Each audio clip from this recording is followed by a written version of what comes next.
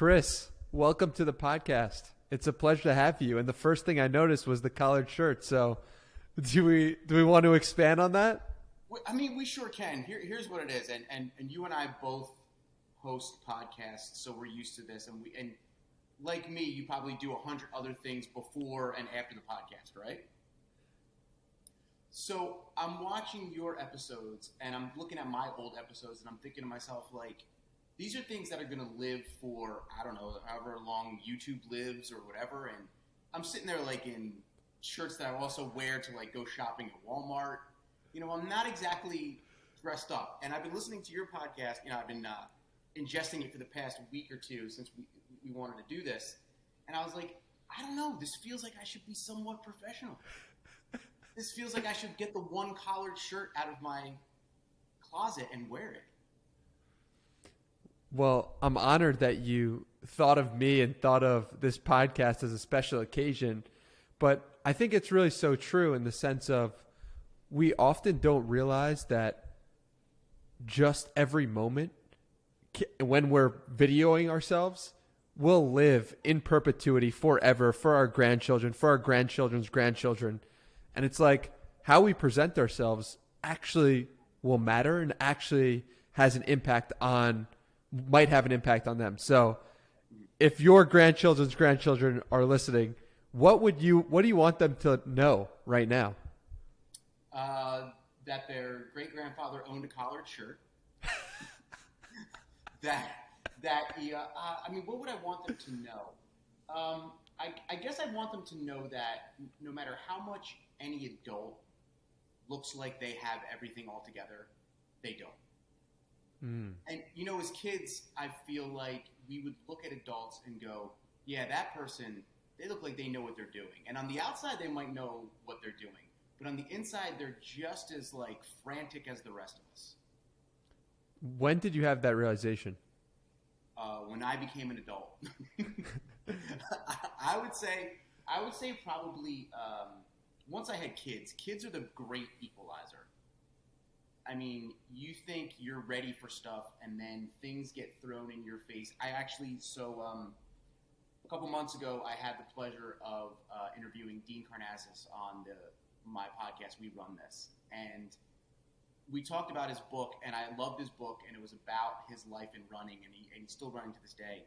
And the funny thing was, the thing that I pulled from it the most, and like the thing that I remembered the most, was this quote, because in the book he talks about parenting, and he talks about his kids, and he mentions a quote about parenting that said, parenting is different than school because in school you're given the information and then you take the test, whereas in parenting you're taking the test and then you get all the information. And that was the most truest thing, because you don't know what's going to happen from 1 minute to the next, and you're totally not prepared for it. And you can read all of the books that you want.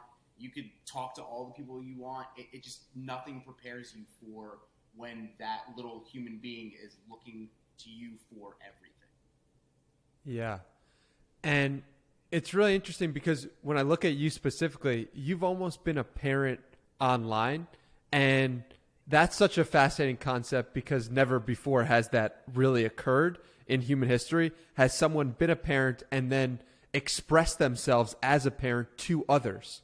What is that experience like I would say you're probably a guiding force for other parents and a role model, or maybe an example of, wow, this person is doing it this way. So what is that experience like? Well, the one thing I never wanted to do first of all, when I started doing the funny things on the sticky notes, like I didn't think 11 years later I'd still be doing them. I didn't think 11 years and 775 notes later I'd still be doing this. I mean, I don't think anybody who ends up doing something big ever knows that's going to be the thing that sticks, but I never thought that writing funny things on Post-it notes about parenting would be the thing that stuck for 11 years. So that was the first thing. The second thing was, from the beginning, I always said I didn't want to be like, this is the way you should do it, or this is what I do and you should try this. Like, I'm not the preachy one. I am the, hey, this stuff happened to me too, and it's kind of funny, so let's laugh about it. You know, and those are the DMs and the emails that I enjoy the most, the ones that are like, hey, I had a similar experience and I saw what happened to you and I felt a little bit better about, how it worked out for me. Or, hey, I was having a really crap day and then I read some of your notes and they kind of put me in a better mood, so I wanted to thank you for that. Like, those are my 2 favorite DMs that I get. So I never really set out to be like an authority on parenting. I just wanted to be like, hey, like, I'm just as clueless as the rest of us, but at least let's all laugh about it. Yeah, I think that's what makes people so relatable in 2021 and build audiences and build followings is the fact that they're a human being, not trying to be a leader of these people, just being like, look, I'm on the journey too, and you're on that same journey. Let's go on the journey together, and I'll post about it sometimes. And I think that's how the most organic followings really occur. Mm-hmm. And sometimes too, like, you got to be careful, especially with online stuff, and you probably see this too with what you do. A lot of the people out there, you think they're somewhat of an authority, and then when you dig deeper, you're like, this person, I don't even know if they're a parent, or I don't even know if they're qualified to be talking about this, and I'm listening to them. So I never wanted to be the person that was the authoritative figure on everything. I just wanted to be the person that was like, hey, we'll all get through this crazy thing together, and let's just laugh while we're doing it. Yeah, I love it. So how do you introduce yourself? You do so much. You do podcasting, writing, running. You do a billion different things, and you post a lot about different things. So, like, how would you introduce yourself to someone who didn't know who you were? That's the best question, because you know what I've noticed? It changes depending on the person that I'm talking to. Yeah. So if I'm talking to people over a certain age, I'll say like, oh, I'm a writer and I've written 5 books. If I'm talking to someone younger, I'll be like, oh, I post funny stuff on Instagram. If I'm talking to someone who I know is clueless about everything, I'll just be like, I'm a freelance writer, I just do. So it all depends on who exactly I'm talking to. But it's funny that you mention that, because sometimes when I have guests on my show, when they do so many different things, I'm like, how do you want me to introduce you? Because I might be leading with the thing that you don't even care about, and you might want to. So I guess the best way for me, I would say I probably introduce myself most as author, because I think that's got the broadest, like, everybody understands what writing a book is. Yeah. And what are you most excited about today? What am I most excited about today?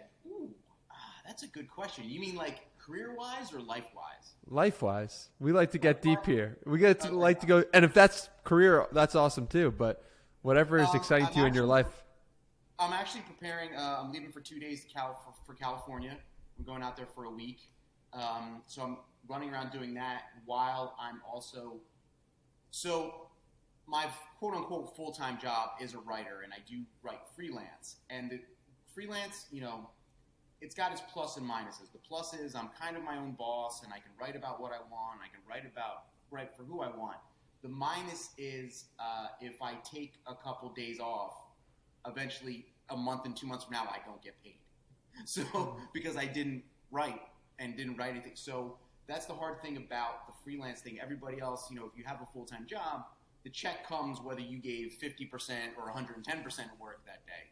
Whereas for me, when you're, for freelance people, and it doesn't even have to be writer, it's anything that you do freelance. If you don't put in the time now, you're going to feel it in like 2 months when, the checks aren't coming in. So I'm trying to prepare everything before I leave, because I know when I'm gone, I might not have the time to sit down and write, or I might not have the ability to go and send out pitch emails or things like that. So you kind of got to jam everything into like 2 days or whatever, the day before, the day after. And then when you get back, you're constantly, like, I'm still playing catch up from a vacation I took in the beginning of September. Wow. And I'm always fascinated by writers, like just the whole process of it. How do you go about getting clients? How do you go about sitting down to write specifically? It does depend on the day. Like, take me through your process. I used to be like that, and then I realized, and any writer will attest to this, if you sit down and wait for the perfect time, it's never going to happen, because there's never a perfect time. So you can't sit around. Like, I always had this thing of, growing up, I was a big Hunter S. Thompson fan, and I would read all these things about, like, go out drinking all day long and, like, eat at this bar and get hammered and take mescaline and, like, do all these things and then start writing at 3 a.m. Tried that? Yeah, it doesn't work. Except the mescaline part. I didn't try that part. But, like, the the life of, I tried the life of a writer, like the life of a Hemingway. I don't know how those guys did it. It might have been because like rent was $5 back then, and you could like, you know, you could kind of do things a little bit on the cheap. I don't know how they did it. So to answer your question, my advice to people out there is to start writing, find the stuff you love writing about. Start writing about it for yourself. Start your own website, start your own blog. Once you get an authority voice on it, people will start paying you to write for them. So that's the easy and the hard part. You know, you got to get an audience and then just write every day. You know, it's easy to push myself to write because I have a deadline and I have, you know, I'm trying to earn a living. You know, I was actually listening to your past podcast about how you sat down and you wanted to do 2 blogs a week, and you had wanted to write something like it was 100 blogs in a year, right? Mm-hmm. Yep. But you kind of couldn't keep. I mean, you got close, but you couldn't keep to it because you were giving yourself the deadlines. That's a little bit tougher. So that motivates me. So anyone out there that's waiting for the motivation for anything, writing, it's not going to happen. Just sit down, do it.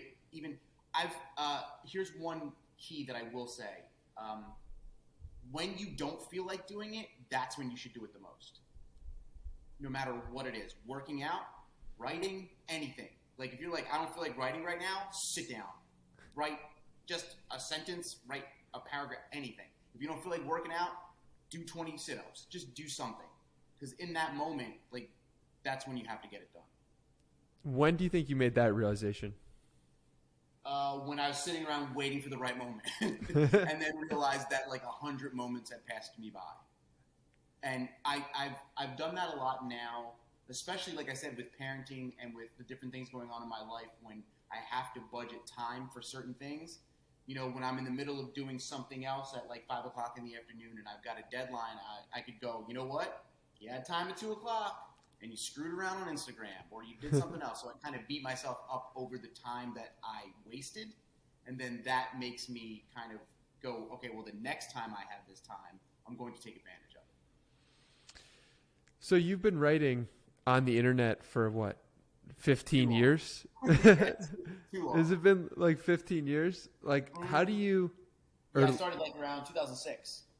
Yeah, so that's sounds like 15 years to me. Yeah, right.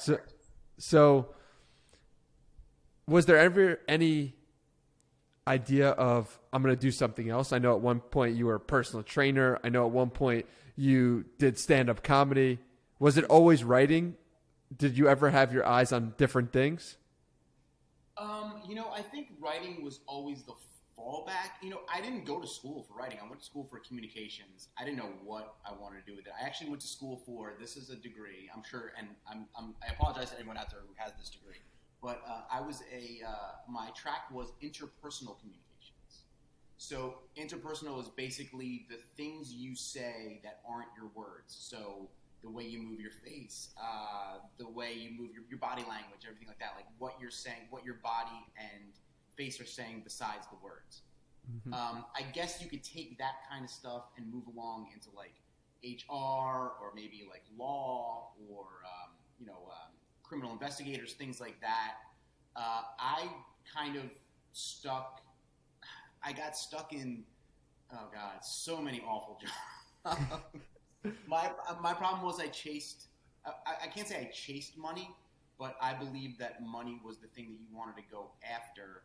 So I always talk about this. This was the one moment, and I don't have regrets because of where I am now, but I wish I could have went back and stopped myself and went, yo, dude, no, don't do that. You're going the wrong way.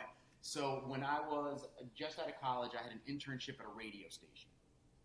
And when I was a kid, I always wanted to be on the radio. Now, I wanted to be on the radio back when DJs picked all their own music. Like, it felt like it was a person sitting in a booth talking to the person in the car, and they were playing any song they wanted. Like, I wanted to do radio back then. When I got into radio, I realized it was all programmed, and no one picks it, and some program director picks it, and a guy just pushes buttons. So, anyway, so that was a kind of a rude awakening. But I got into radio because I wanted to be on the radio side. My internship, I spent half the day on the radio side and half the day with the sales team.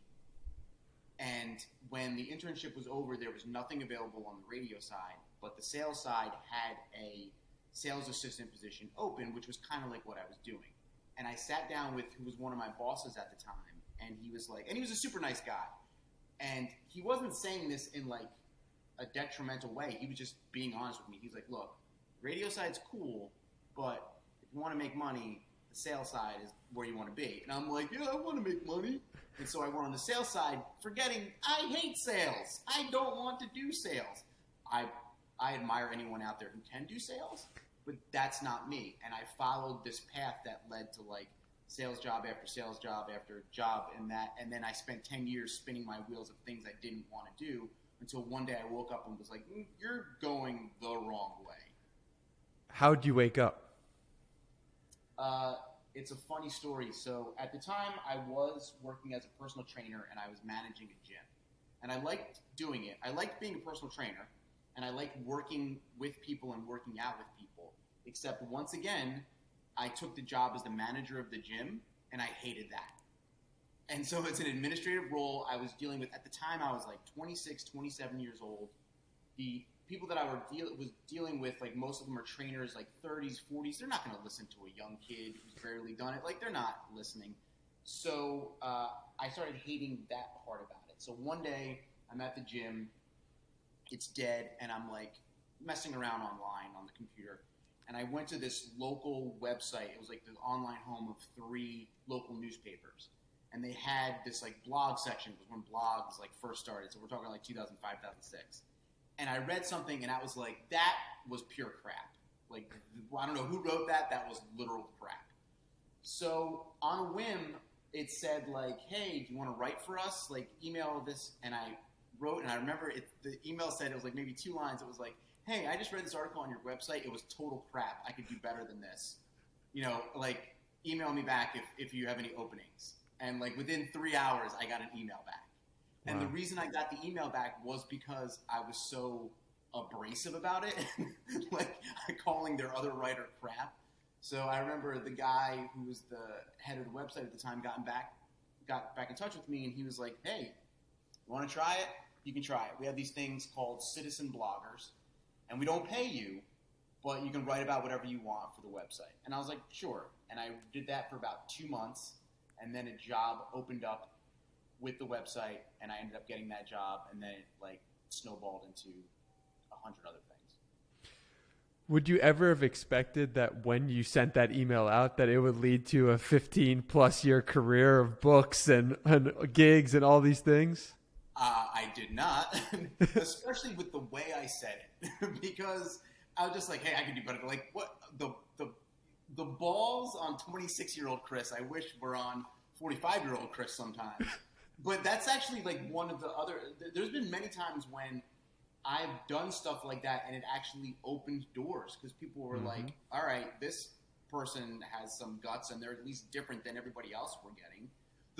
So I'll tell you another funny story. So I was once the managing editor of a men's lifestyle website, and I got that job because they wanted like 3 or 4 writing samples or something. And by that time I had like 2 or 3 books or something like that. And I was applying to all these other jobs. I was just fed up with the whole application process. So for my cover letter, I was like, I'm Chris Illuminati. I've written 4 books. Google me. And like, that was it. And within like a day, I got an email response back.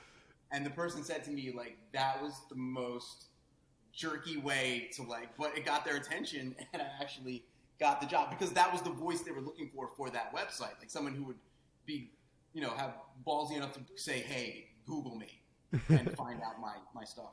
So it ended up working again in that situation.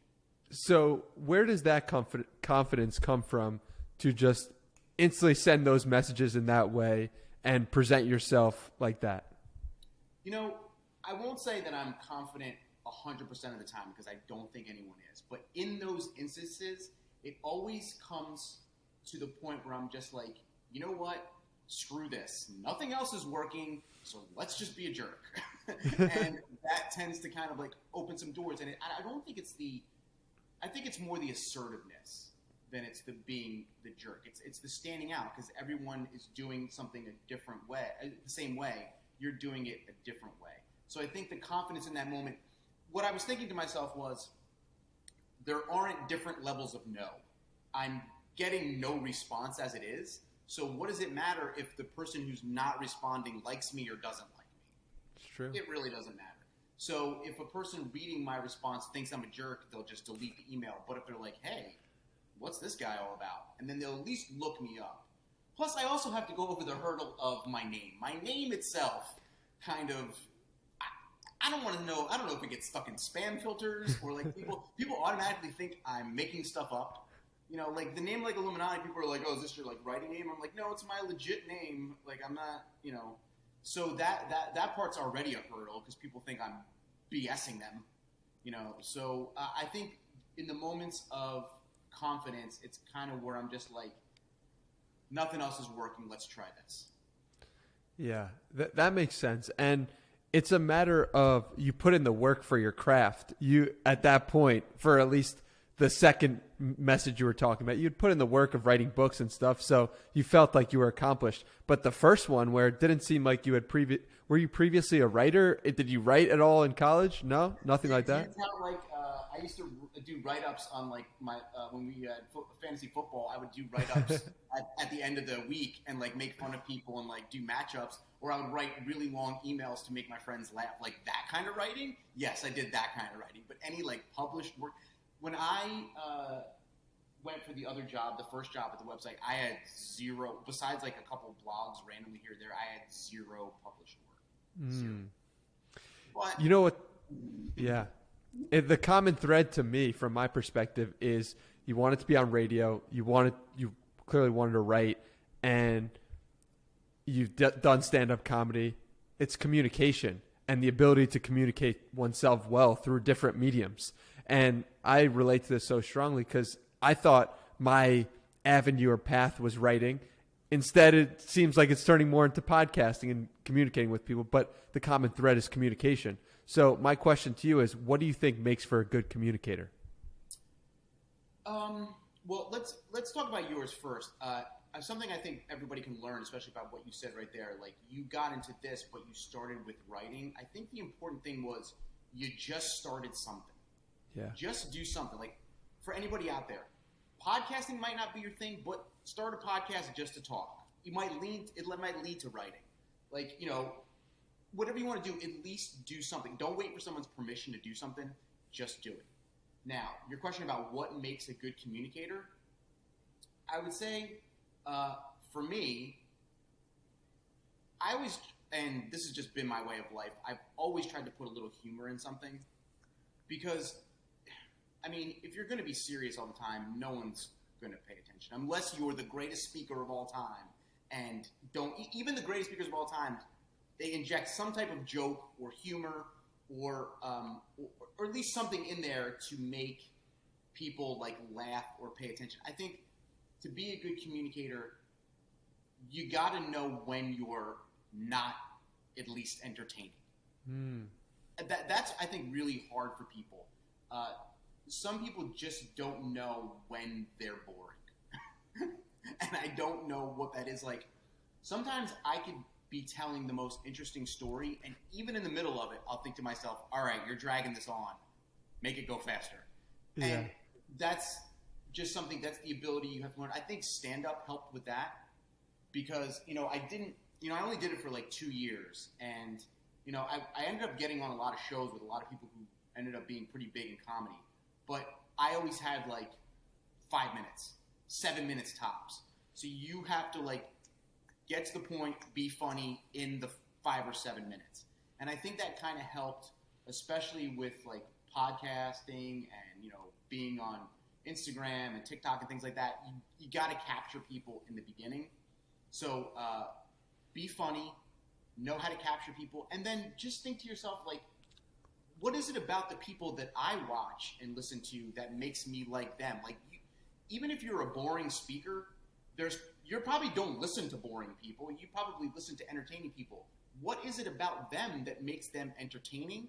And I'm not saying, like, be like them, but try to mirror that and say, like, okay, well, this person does A, B, and C, so I'm going to try and do A, B, and C when I'm talking or writing or whatever. Who do you look for in your own personal life, and you look at it as a communicator and you say, wow, that person is incredible at what they do? the past couple months, I've really dug deep into Andy Frisella. Yes. Sometimes I don't always agree with what he says, but I don't blame him for what he says, and I can kind of like get past it.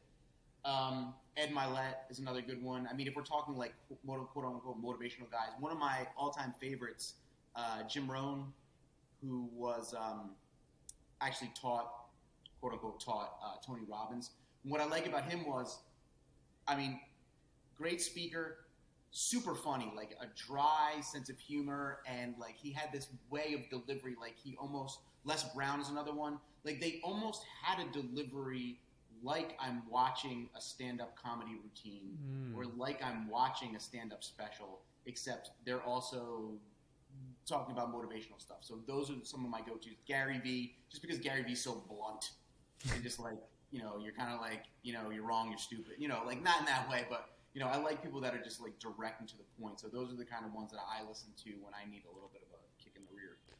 Yeah, Gary Vaynerchuk says that some of his motivation comes from, or some of his influence comes from, I believe, Eddie Murphy when he was a kid. So watching stand-up, and he believes his speeches are that, and in just a motivational way. So it's interesting that you say that.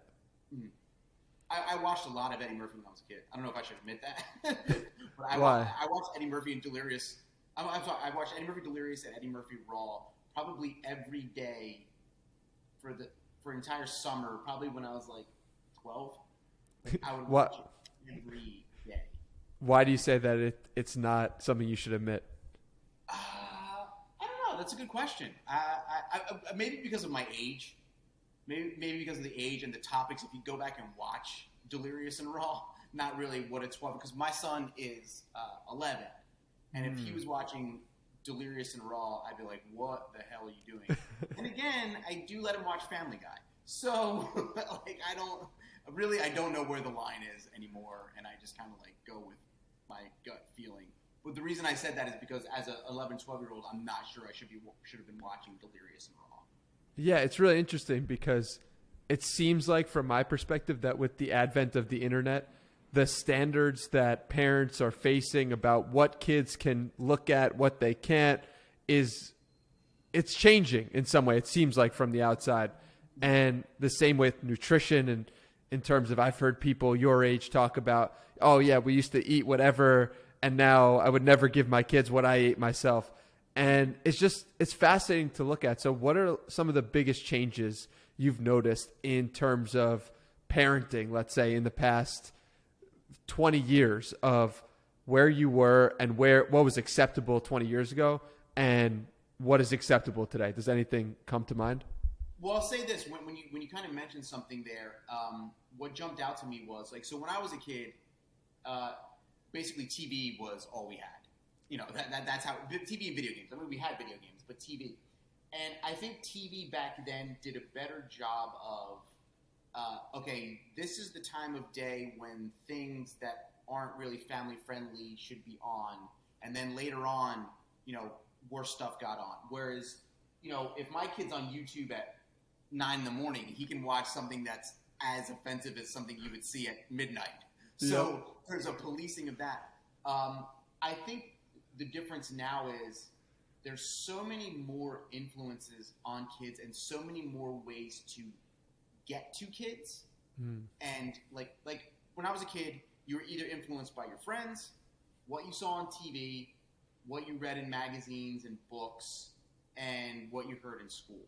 Now, like, there's literally like everything. I mean, like, there's TikTok and Instagram and YouTube and anything on their phone, and just like my kids will start talking about things, and I'm like, how do you know what that is? And they'll be like, oh, I saw it in a YouTube commercial, or I saw it in a YouTube video that had even nothing to do with the topic. And I'm just like, how is that? There's so much more cross-mingling of topics now that never happened when I was a kid.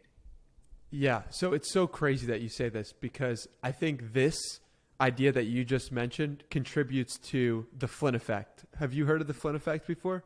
No, I haven't. It's this idea that for every 10 years, IQ jumps 10 points. So if someone is born in 1960, they are 10 IQ points less smart than someone born in 1970 on average holds true for every generation, every place. It holds true for Africa, Europe, Asia, the United States, everywhere. And because technology has allowed more information into the systems of your children than you got exposed to, they are getting smarter than me, that I didn't get exposed to as much information and more exposed than you. And it's just an incredible concept, because what's going to happen in 50 years? Like, what are your children's children going to be raising their kids under? What types of environments, and how is that going to shape and improve their own knowledge? And it's just crazy to think about. Yeah, I can't even process it. And the one thing that just popped into my head that I always remember, and I wish I could remember the name of the book. So this was probably like around, I would say 2005, 2006. I remember getting this book, and I read parts of it. And it was basically how the internet and everything that we have today, the culture we're in, there's no longer that many shared experiences as far as pop culture and entertainment goes anymore. So basically what they were saying was, when I was a kid, if someone said to me, hey, did you watch Teenage Mutant Ninja Turtles? Even if I didn't watch it, I knew what the hell they were talking about. Mm-hmm. Now, if you say, hey, do you watch so-and-so on YouTube? A person will be like, who is that? And that person could have like 7 million subscribers. Yet the other person doesn't know who that is and has never heard that name before. There's so many more. So you don't have that shared experience anymore. You know, like when I was a kid, you watched a TV show and 30 million people also watched that TV show. So you went into school the next day and everybody was talking about that TV show.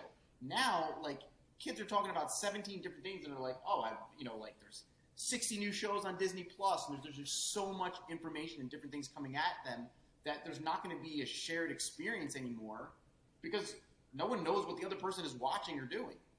Yeah, television created, and when television was just television and there was nothing else, it was like Oprah was where all the eyeballs were on. But now there's 100 different Oprahs, and there's 100 because of the internet and decentralizing attention in that crazy, crazy way. So it makes you think, and it makes you, I mean, what do you think about it? What are the positives and the downsides to this fragmented world or fragmented society? Well, sometimes I wonder, especially for people like you and I who are creators and we put stuff out there, sometimes I wonder, like, are we yelling into a vacuum? Or like, are we doing things and we're like, okay, there's a small audience that's going to get it, but overall the general population, I mean, unless one of us blows up, is probably not going to see it. And we're going to keep doing it because it's what we enjoy doing. But then you're kind of like, why am I bothering? You know, it's this pull in two different directions where it happens to me constantly. I'm like, oh, I want to do this thing, and I think this thing's going to be great, and it's what I want people to see. But on the other hand, I say to myself, about a billion people aren't going to see this, and I'm really kind of, you know, let's go back to the shirt thing, like my collared shirt today.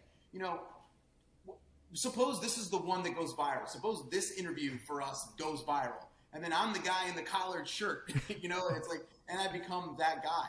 So you kind of wonder, like, you do things and you're like, I want this to be the thing, but then when you're done doing it, you're like, do I really want that to be the thing? Like, it's kind of, there's this pull every day, like push and pull of like creating content, and is that what you want it to be known for, and what do you want to be known for? It's really a tough thing to kind of like go through every day. Yeah, I'm sure that you hit home with that more and more, and really feel that, because you're the one who wrote those notes, and you didn't have any expectation or idea that would be what you were known for. And it's interesting, but how I think about it is that the expectation, you can't have any expectations with anything blowing up, any expectations with anything happening in the way that you want them to happen. And what you have to find is the pure joy from the process of doing it.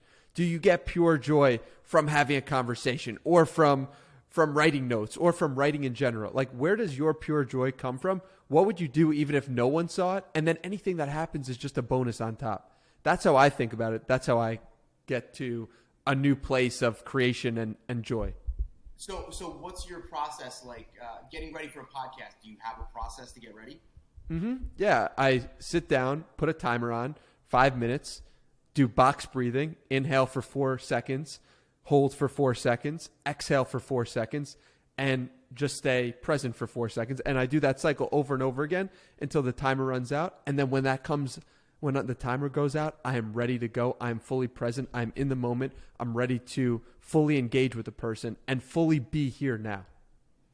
Okay, now let me ask, did that start from episode 1 or did you have to? Yeah, it started just because I noticed specific times where I was less present, specific times when I was more present. And what happened on the times when I was more present? I was fully there and fully engaged. And honestly, there are podcasts that I've done that have blown up by my standards, and I've been like, oh, I didn't expect that to do well. There are podcasts, and so I don't play the game of attaching my self-worth or ego to any bit of content that I put out.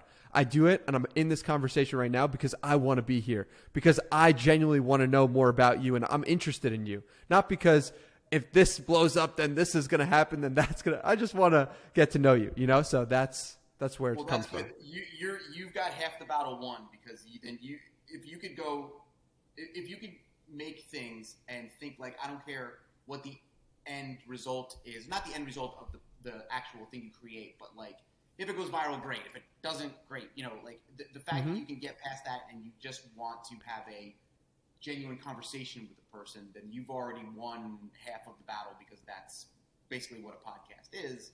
And you're not going for that next, big thing or whatever. 100%. And also another point on this is like, it's the same thing as the gym. If you go to the gym enough times, you are going to get your desired result. You're going to be jacked. It is physically impossible. I mean, granted, some people, some small percentage of genetics won't allow, but it is very difficult to go to the gym for 10 years, lift weights, follow a nutrition plan, and not be in crazy good shape, where people would say, wow, you're in great shape.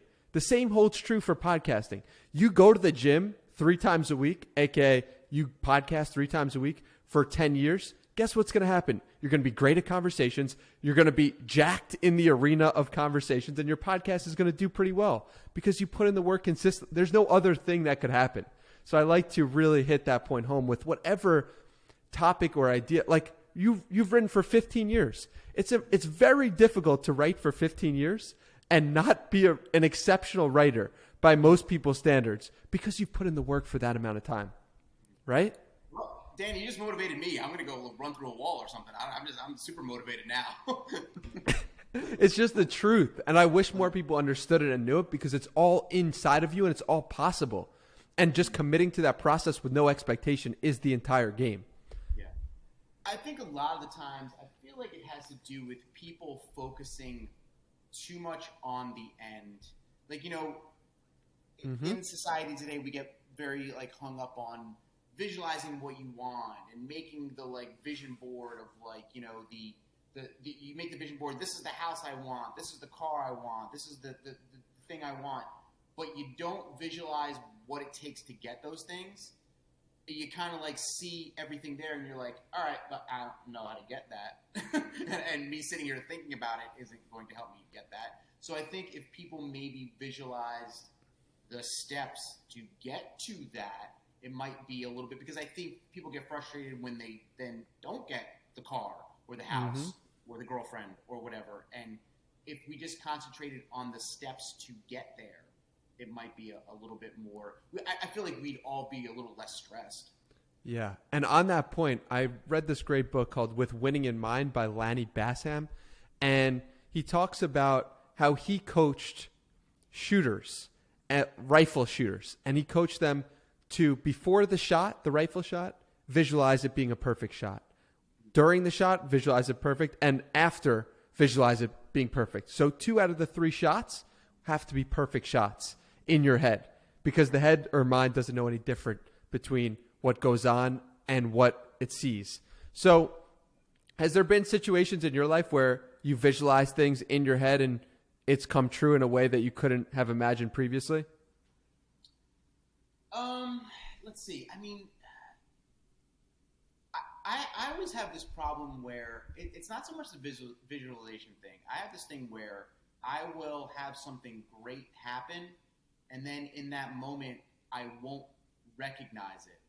But then 2-3 months down the line, I'll be like, that was pretty cool. So it's not really, with me, it's not a visualization issue. It's more of I don't give myself enough kudos when the good things do happen. And then I'm like too busy. I know we all get too busy focusing on the next thing. So we're like, okay, when I get to this many subscribers, then this will happen. And no, it doesn't. And then you go, so that I usually get hung up on that thing. And then I realize I've basically blown past the things that I did visualize because I was too wrapped up in the moment to even notice that, that I was there. Why do you think you don't recognize it in the moment? Or why do you think you're not grateful for it in the moment of that success? I think, I don't know about everybody else, but I think sometimes when you get to that moment, you think it's going to be a bigger deal than it is. And then when you're in the moment, you kind of sit in it for a couple minutes, and then you're like, all right, I got to move on. I can't sit and dwell on this. When really you should kind of take the time and think about what you did or how you got there. Training for a race. Like I've run races before. I ran a half marathon, and I remember training for the half marathon, and I remember running parts of the half marathon, and I remember the feeling after, but the actual crossing the finish line, I can't recall at all. Wow. I don't remember anything. I remember like in the last mile, kind of a blur. So, and I know that there's a picture showing that I did it. But like in that moment, I kind of wasn't. I think it's because it's like everything coming to a head, and you're just not. And then like that day, it's funny because I finished, and there was probably there at the finish line, maybe altogether with the runners, maybe 500 to 700 people, and then I got something to eat, met up with friends who also ran over there for like 5-10 minutes, and then I went home. And then you're home in an empty apartment after you've run a marathon, and you're like, all right, well, that's over. And like you don't even like kind of sit and like think about what you just did. I mean, I think that's why a lot of people that I talk to on the running podcast, a lot of people go into a depression after that, especially top level athletes, because you train for this thing for so long, and then once it's done, you kind of like lost your identity, and you're like, all right, I don't know what to do now. So then you have to end up thinking, all right, what's the next big picture thing that I want to go to? So I think a lot of people have to like sit in the moment and go, okay, this is what I trained for. I did it. Let me kind of like sit and live in what I did, and then move on. And then when 3 months down the line, you can appreciate, oh yeah, I did kind of celebrate that. What triggers could we set up in our own mind or own head so that when we go to or have an event that's amazing, that we did a great accomplishment like the half marathon, that we can then really feel it? Or is there anything we could do or say to make sure we feel that feeling moving forward? I would say like maybe don't make the end result the reward, make something else the reward. So, I mean, this is very like basic, but like let's say the end goal for me was to run the half marathon. After I'm done running the half marathon, I was going to treat myself to like an entire spa day of like, just like massage and hot water, cold water bath, like 8 hours of just massage. So you set up something else, a reward that's not just the finishing the race. So then maybe it's like, okay, I did this, and then I had that massage day. So there's kind of like two things that trigger you to go, okay, I accomplished this thing. Or like set up as many triggers that show you that you reached your goal that are not just reaching the goal. And I think maybe we'd be able to live in a moment longer if we had more things to celebrate the accomplishment that we had. I love that. And on the topic of running, I'm going to be running my first marathon next month.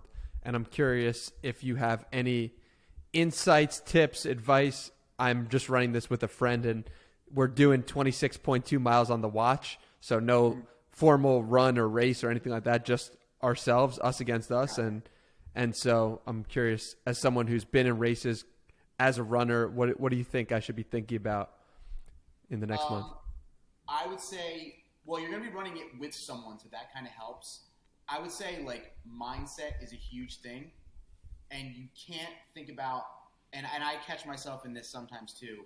Like if I let's say I said I'm going to go out today and I say I'm going to run 10 miles, and I'm at mile 6, and I'm like, oh God, I have 4 more miles to go. Like I've already beaten myself by saying that. So you need to focus your mind basically on anything but running. Like you can focus on the breathing, you can focus on form, you can focus on like other stuff. The trick I usually use is there's actually 2 tricks. One I've talked about on the show. One I have not. So the first trick is kind of like taking your surroundings. You know, you're going to be running 26 miles. You're probably going to be seeing things and, you know, passing things that you never have before. Kind of focus on that stuff and not the actual act of the running. That's number 1. Number 2, I kind of touched on this on the show before. So I was reading this book, Endure, by Alex Hutchinson. And it's like a very, like, it's like almost like a throwaway line. Like he mentions it like very briefly. And it's about how you can trick your body into thinking you're having a good time just by smiling. And Tony Robbins has like talked about this before. So you basically, if you show on your face that you're having a good time, your body's like, I'm having a great time, because it doesn't know that you're not having a great time. And so, especially when I'm at the end of like my longer runs or like the runs that I just overly smile, like overly exaggerate my smile. Now, I look crazy to people passing by if I'm in like a park or running down the street, because I'm running with this like almost Joker-like smile on my face. But I've noticed that it's really gotten me through the tougher things, because my body's like, hey, this isn't as bad as it seems. And you're kind of like, you're tricking your entire body and mind into thinking that you're really not having that bad of a time. Mm-hmm. So that would be my other piece of advice. Also, and I've done this before. I've never written about it, but I've done it before, and I've wanted to write about it. The last mile of your race, make it a gratitude mile. Think about all the things you're grateful for. Not just with running and stuff, just anything you're grateful for. And you're going to be running with someone, go back and forth, like volley it back and forth. He says something he's grateful for, you say something you're grateful for. It could be funny, it could be like legit. I mean, try not to get each other like on the verge of tears on your 26th mile, but like really make it genuine. Like these are things. Say you're grateful for someone running with you for 26 miles. You know, that's a huge thing. Definitely. But kind of like finish that last mile with gratitude, and I think you'll kind of like realize that what you did was maybe bigger than even you thought you could do. Dude, I'm ready to run through a brick wall right now. That's amazing. The gratitude mile is amazing. I love that. Yeah. I'm going to definitely use that.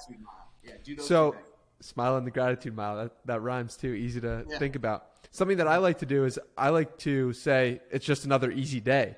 And that's something I got from Mark Devine, who's a Navy SEAL, and just another easy day. It's another easy day. And just like repeating that, it's similar to smiling, changes your mindset, changes your mood, and makes you realize like you can get through this specific moment. Yeah. I've also read too, I don't remember where it was, but I've read that like when you feel like quitting, your mind already like your mind was already made up like 10 or 12 minutes before it comes to your head that you want to quit. So if you can keep that out of your head for as long as possible, like when you're like, I really want to quit, you've already had that thought and you didn't realize it like in the back of your head earlier, and now it's finally coming to the front.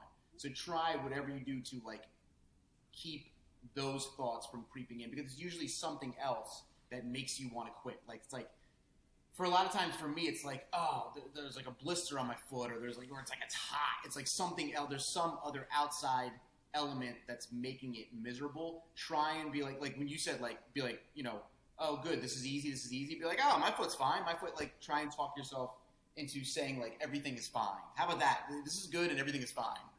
Yeah, that's great advice. And kind of changing gears here a little bit, I'm curious. This question comes from Patrick O'Shaughnessy, who has a great podcast. And I'm curious what the kindest thing anyone has ever done for you is. Ooh, the kindest thing anyone has ever done for me? Ooh, man, that's a tough one. Maybe my problem is that I always try to notice when people are kind, and I always try to be kind. Like, I always tell my kids, like, just be nice to people, because you don't know, like, what's going on their day. Like, they might be lashing out at you, and like 75 things have happened to them to bring you to that point. A recent one, I got a letter in the mail from my girlfriend, and it was like completely unexpected, and it was like the sweetest note that I had ever gotten in my life, and it just like put such, and I didn't know it was coming. Like, I went to the mail, I'm waiting for like, bills, and I just moved. I'm waiting for like half my mail that was supposed to come from the old address, and she had sent me this just like little card, and it just meant like so much. So that's the most recent act of kindness that I could think of. But I guess I'd really have to dig deep and think, like, what was the kindest thing that anyone's done? What's yours? I don't know. I've never considered it, and it's something that we really need to spend more time thinking about. And yeah. I think my parents, in general, I want to just the love that they gave me at such a young age, in general, has been something that I lean on every single day. So that's an easy cop-out answer. But I would love to search myself for specific moments, because so many kind things have been done to me, and I really don't take enough time. Maybe I'll write them out so that on that gratitude mile, I can really be with them. I'll tell you something that I did today that I thought was kind. Please. I was getting out of my car, and I just moved, and I'm in a new complex, and I don't know anyone around here. And I was getting out of my car, and I noticed something on the ground in the parking spot next to mine, and it was a debit card. And so somebody had lost their debit card. So I like picked it up, and I looked at the name, and I don't know anybody around here. So I was like, all right, I'm going to hold on to this, and I'll take it to the management office, and like they have to know who lives around here, and then maybe they could get it back to them. So I put it on my desk, and that was like early in the morning. I went out for a run, and I'm coming back, and a woman and her baby are like walking out of one of the apartments. And I don't know what compelled me, but I was like, excuse me, kind of an odd question, but because I've seen her with her boyfriend or husband or whatever before. I'm like, is your boyfriend's name Jason? And she goes, yeah. And I go, did he lose a debit card? She's like, yeah. And I was like, I found it on the ground. It's in my apartment. She's like, oh my God, he's been looking for it all morning. Wow. And like, I tend to try and do those things. And when I do those things, I try to put myself in the place of the person. Like, we've all had crap moments like that where we like lost a debit card or lost a phone or lost. And I try to think to myself, like, that person is probably, that one thing probably triggered an awful day that like snowballed. So it's kind of like, let me be, because there's people that would either ignore it, take it, throw it away, or like even just maybe like go try and use it. So it's like, I try to at least kind of help people out in that way. I've done it. I did it with a cell phone once. I found a cell phone in the middle of the street, and the person called the cell phone. Okay, so their friend called the cell phone. This is a weird story. So a person lost a cell phone. I was, again, going on a run. I find weird things on my runs. I literally found the cell phone in the middle of the street, and I picked it up, and it was locked, so I couldn't get in. But then it was on the ground for so long that it got hot, and it turned off. So I put it in my pocket, and I was around other houses. I'm like, it's got to be someone's house around here. Maybe I can figure it out when I'm done my run. So I throw it in my pocket, and I go for the run. In my pocket, it cools off. So during my cool off, the phone had cooled off. Suddenly, the phone is ringing in my pocket. And I'm like, okay. So I pick it up, and I'm like, hello? And they're like, hi, you have my friend's phone? And I was like, yeah, I found it in the middle of the street. Oh, where did you find it? And I'm like, I found it on this street. And so they're like, okay. And it wasn't the person who lost the phone. It was like their friend who was calling. So right. They're like giving them directions about how to like give the phone back. So I ended up giving it to their neighbor. It was on the street. I found it on the street that it was lost on. I gave it to their neighbor. So I had to knock on this woman's door and be like, hi, I found your neighbor's phone on the ground, and she called. Like, it's the craziest story. Like, you try to be nice, and you find yourself wrapped up in this story of like, so now I'm meeting the neighbor and I'm giving her the phone who's for her neighbor. It's the weirdest thing. So to answer your question, I can't necessarily think of, besides the letter from my girlfriend, the kindest thing that happened to me, but I can think of times when I've tried to be kind. Yeah, and that's the thing. When you're kind to someone, giving a gift lights up the same centers in our brain as receiving one. So you gave those people gifts and you felt the love too, I'm sure, in your heart, and made someone's day, and definitely became a better neighbor or friends with your neighbors in a great way. So that's great, man. I totally like giving gifts better than getting gifts. Why do you think that is? I don't know how to react to getting a gift. I'm really bad at that. Yeah. I'm great at giving gifts. Here's what I'm bad at. I'm bad at keeping the secret of gifts. Not for other people, but like if I get someone something great, like let's say, let's pretend it's Christmas, but I get a great gift for someone like the end of November. Oh my God, like keeping it in check. Like I want to give it to them that day. It's like that good. So I'm like really bad at that part of it, but I like giving gifts way more than I like getting gifts. I just don't know. I've just never been good at the reaction of the, hey, awesome. I think this is advice from Derek Sivers, where when he heard about how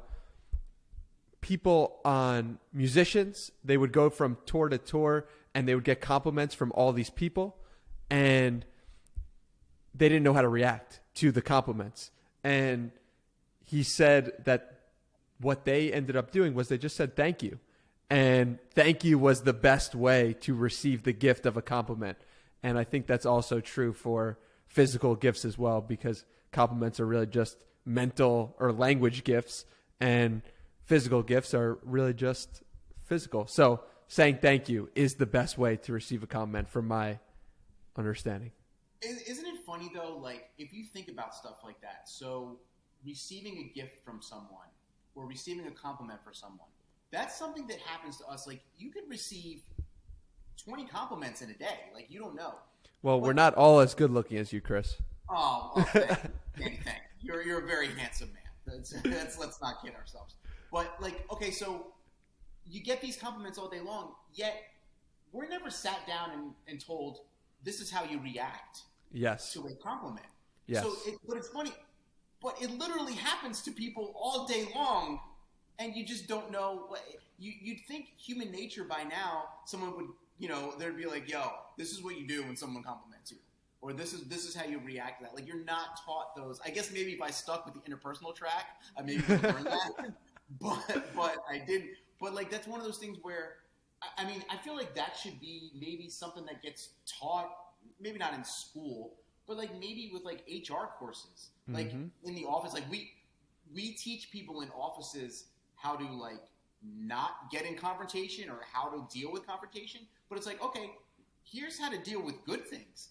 Like if a coworker says something nice to you, like here's how you react to it so that they have the same feeling back. It's something that we have happen to us all the time, yet we don't know how to react to it. Yeah, I think that receiving compliments and just language in general is something that we all need to improve on. Because expressing ourselves is our true nature, and learning how to best receive those expressions from other people is something that has been my life's work, and I'm just trying to get better and better at that. So, yeah, man, it's really interesting, and it leads me to wonder about, saying thank you or receiving a compliment is something that you wish your kids would learn.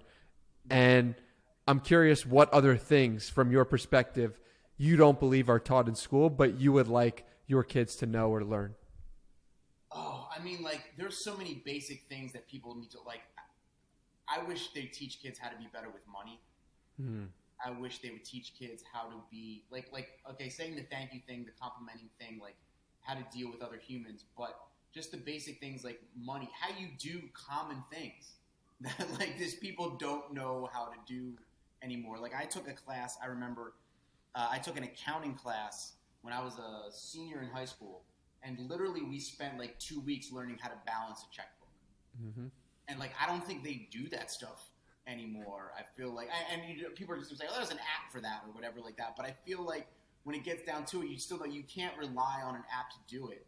Like, I feel like the good thing about today is, as opposed to like with me growing up, the answers are out there. Mm-hmm. You have to seek them. So if you don't know something, you can literally go to YouTube and probably look it up, or you could at least look it up on Google.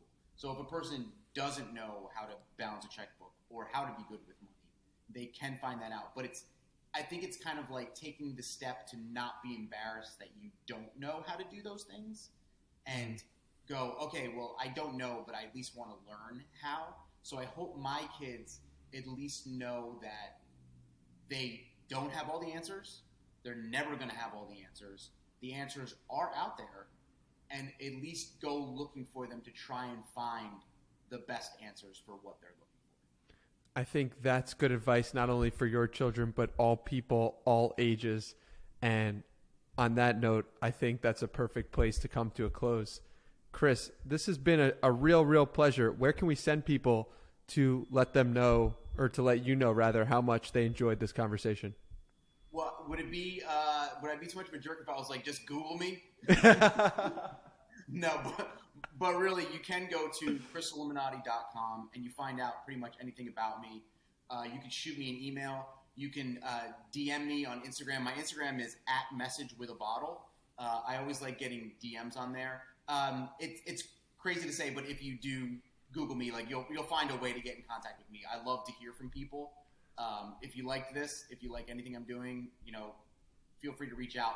The one thing that I always do, and people are like always surprised by, I answer DMs. And people are like, "Oh my God, I didn't think you were going to answer." I was like, "You took the time to write to me.